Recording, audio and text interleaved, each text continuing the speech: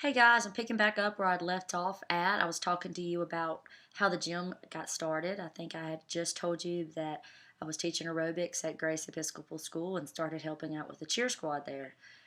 So, one thing led to another. I was teaching there. The girls that I was coaching, once they graduated 8th grade at Grace, they moved up to become freshman cheerleaders at Neville. And I got a phone call asking if I would be interested in becoming the freshman cheer coach. So naturally, I said yes.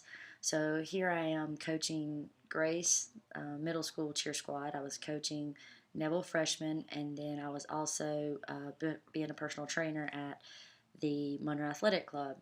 So we took Neville to cheer camp at Northwestern University at the start of the summer. I want to say it was in 2006 that happened, and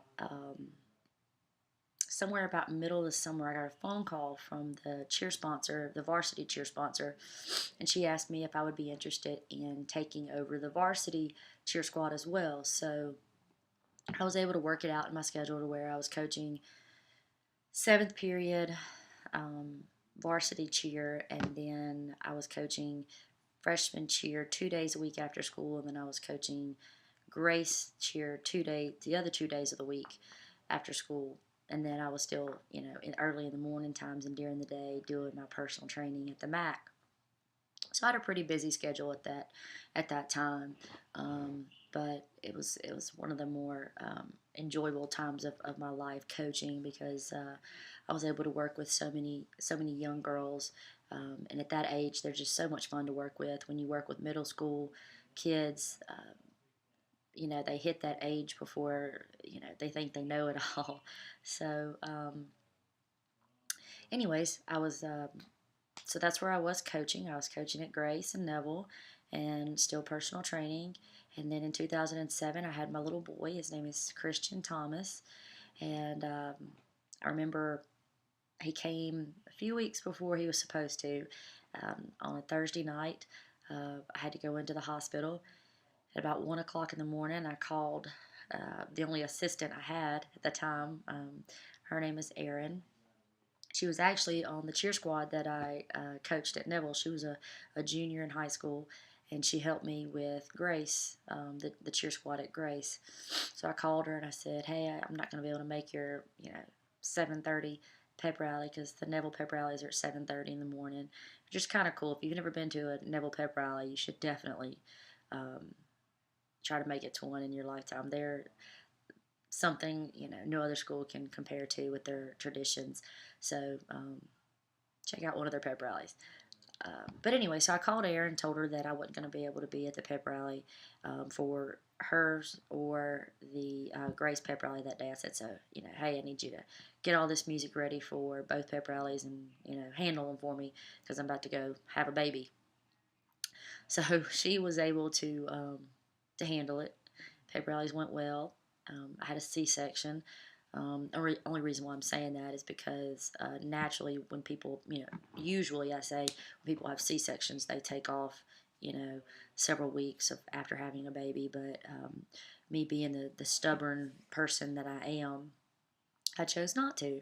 And Neville had their homecoming pep rally and game the very following Friday. And to get ready for homecoming, it's their performances. All three teams perform together on Friday morning at the pep rally, and so it takes a lot of preparation for that. And I didn't want to miss it, so I didn't tell the girls that I was coming to practice because they would have told me, don't come. But nevertheless, I was able to get my mother-in-law to come over and watch Christian, and I went to cheer practice, barely able to stand up, but I was there to coach, and the girls would get back in your car when I got out. But anyway, stubborn as I am, they couldn't stop me. So I coached the girls that week. I was at the pep rally that Friday morning, and after that, I never took off any other time. I was right back at it when I could take Christian with me. Luckily I had a job to where I could take Christian with me everywhere that I went. So he would come to practice, and I would put him in one of those little, I don't know what are they called baby. Anyway, it's the backpack where you put the baby in it. So I would put him, strap him onto my chest, and I would stand up on stage and coach the cheerleaders. Everybody usually got a big kick out of that, but he slept and I was able to work, so it worked out. Um, so in 2009, the next highlighting moment of my career in coaching was the team that I was coaching at Grace. Their parents and the girls all wanted to go to UCA Nationals down in Orlando, Florida. And they had just come up with a new division, which is called the non-tumbling division. And this is really good for teams that may not have a lot of tumbling skills, but are better at stunting and crowd leading and dancing and so on and so forth. And so I saw that as a great opportunity for Grace, because I had a bunch of tiny little girls and some really strong bases, and we weren't that great at tumbling yet, but they had a really good talent at stunning. So we decided to go to regionals. We went there at Ouachita Junior High, and we placed, I think, first or second. Nevertheless, we got a bid to nationals, and so within about a month, we raised the money to be able to go to nationals, and we get on a plane in Jackson to Disney World, and we go down there, and we come back as national champions. So it was a pretty neat experience for the first year that they had the non-tumbling division. For us to go down there and capture first place was pretty awesome. The girls got white jackets, said national champions on the back, and we got this big banner and this really big trophy that are at the school now. So that was also the year that I opened my gym, was in 2009. So junior high school nationals are always the second weekend in February, and I opened my gym January the 3rd, 2009. And if you live in the Monroe area or have been here on Tower Drive, they have a place called Shops on Tower. And sorry guys, I don't know what's going on with my face, but anyways, so they have what's called Shops on Tower, and if you know where Orange Leaf is, the little yogurt place, that's actually where North Elite started. I had 3 mats in there, and we somehow made it work. I don't know how, but on those 3 mats, if you go in Orange Leaf next time you're putting your yogurt together, just think about how much room we had in there. It wasn't very much. So I was only there for a year, and then one of my clients, they owned a business off of Lammy Lane, and they said, hey, this big warehouse right next to us is coming up for rent. You ought to look into getting it. So I go over there and look at it, and it's a just mess of a place. But it was a welding shop before, no air conditioning, had metal shavings, probably, I don't know, a lot of them all over the floor.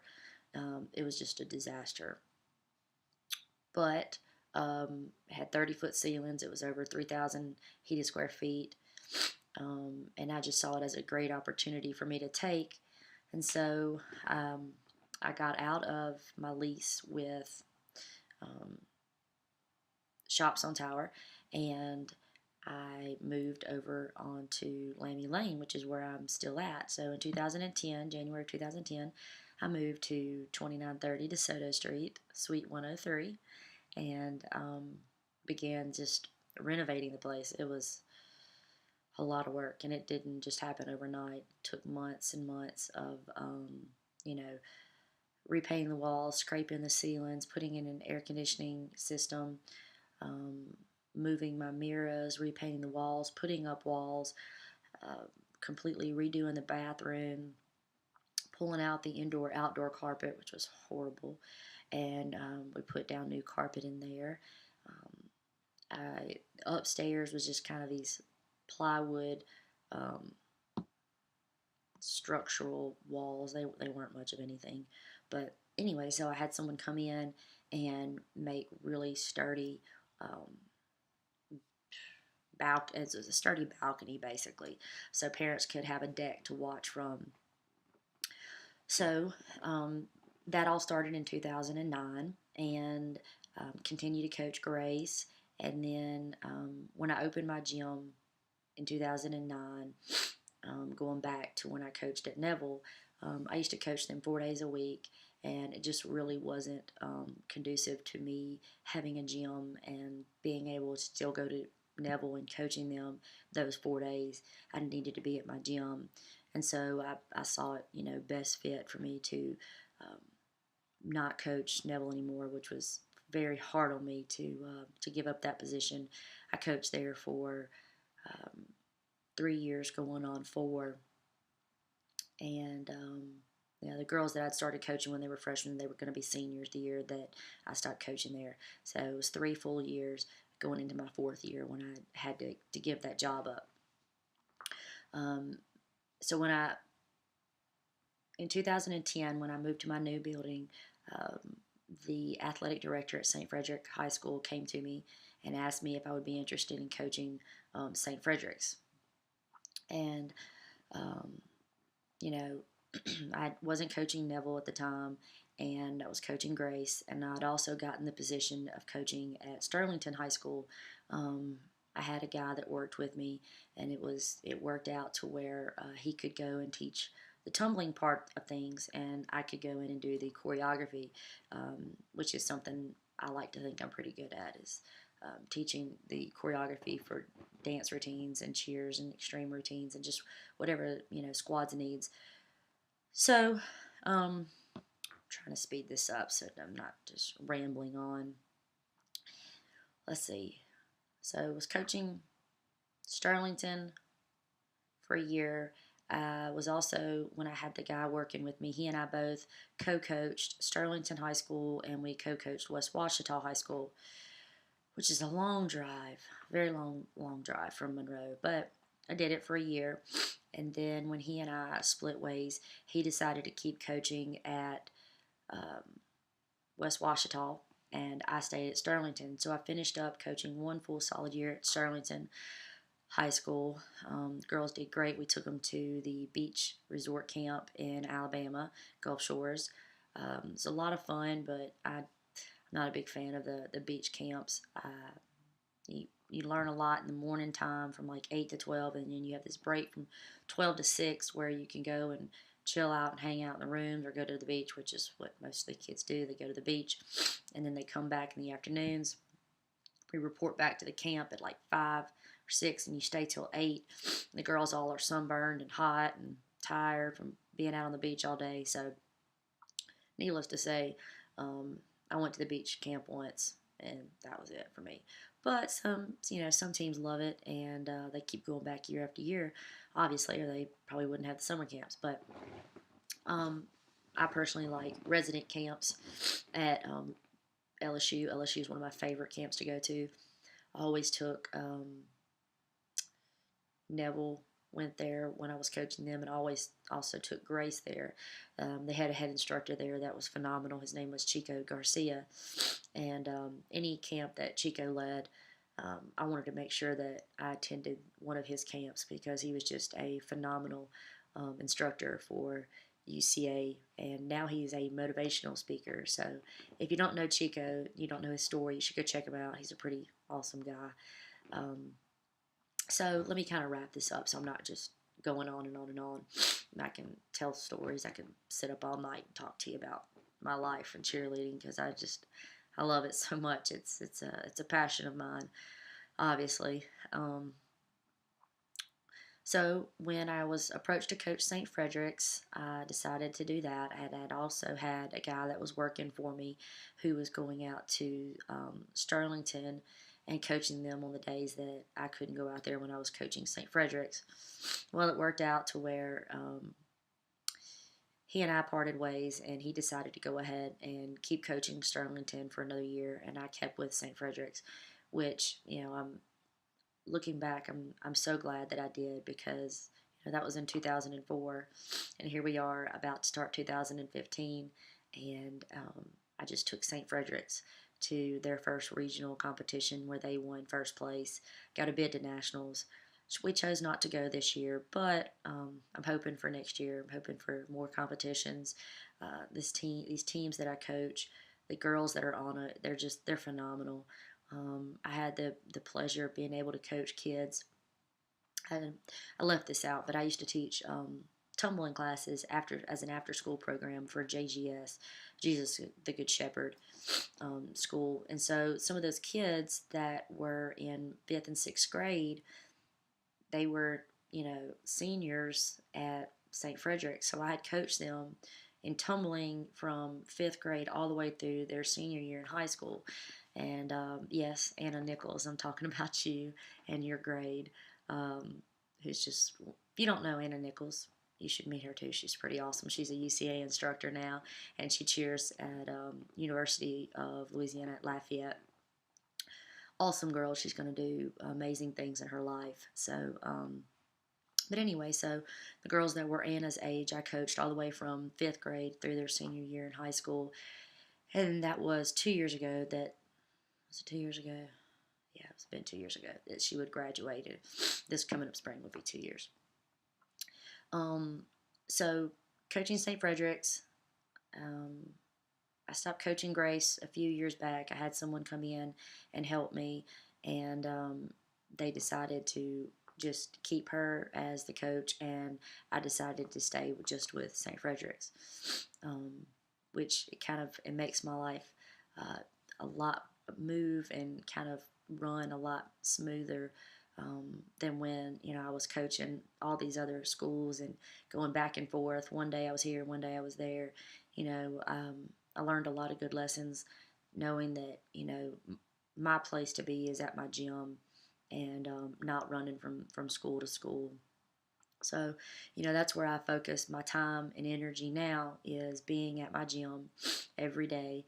St. Frederick's comes to the gym and practices 3 days a week, and we have three all-star teams. I'm sorry, four all-star teams now: a mini level 1, a youth level 2, and a junior level 3, and then a all-star prep team, which I think in my next video I will explain to you what each of those teams and divisions are, because I had to learn it for myself. I was, teaching school cheerleading for so long, and then when I opened my cheer gym, I decided to do all-star cheerleading. And all-star cheerleading is a completely different world than high school and just elementary school, junior high school in general. You can't compare the two. They're just night and day different. So, and if you don't know the difference in them, you really can't coach them. So you have to learn. So there may be people out there that may be interested in becoming a all-star coach. If you are, you can always come and check it out at my gym and see if this is something you might want to do. Or you can just watch my next video and learn the differences of all-star and high school cheerleading. And maybe that'll give you some insight to it. But I think I've talked enough tonight on the gym. I was trying to think if there's anything I left off. Gosh. Yeah, I don't know. I've done a lot of coaching, and I don't plan to ever stop. I love what I do. I love the kids that I coach. They're amazing. I get up every day with excitement knowing that I get to change little girls' lives each and every day. I'm not perfect. I'll be the first to tell you that. They say you learn by mistakes. I've made a lot of mistakes, but I learn from them all, and continue to grow on this journey that God has put me on and led me down. And so you're going to be seeing a lot more of me, a lot more to come in the future. I hope to enrich your lives with some of the things that I've done, the stories and the places I've been with cheerleading. I wouldn't trade it for a second. So I hope you enjoy the video, and you won't have to wait as long for the next one. I'll make sure that I get back on here and hit the record button sooner. All right, well, have a good evening, and I'll see you real soon. Bye.